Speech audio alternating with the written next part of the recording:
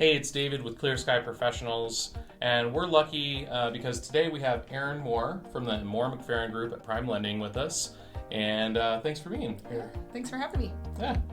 Well, we've got a few questions for you, Aaron. So I wanted to ask you on this one, what credit score does a borrower need to buy a house?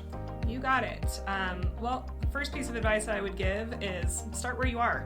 Don't make any assumption that your credit score is too low to qualify, because we are not in the business of saying no.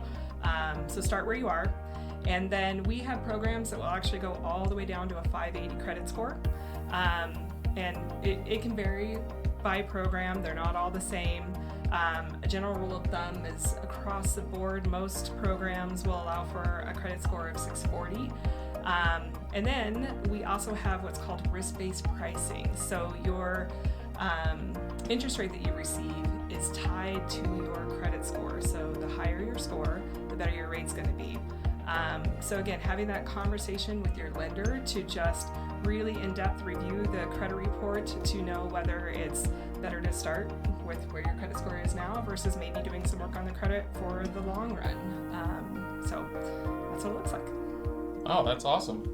Well, and I bet some people are wondering, how does a lender determine what their credit score is? Because they might see different credit scores, from different sources. You bet. And that's a good question, because I'm sure a lot of you probably have an inkling of what your credit score looks like. I know there's so many credit monitoring services now. You can sign on to a credit card and they'll give you an idea of what your score looks like, or you get your Credit Karma update that tells you what your score looks like. What I will tell you is that those are different algorithms that are used versus what's used on a mortgage application.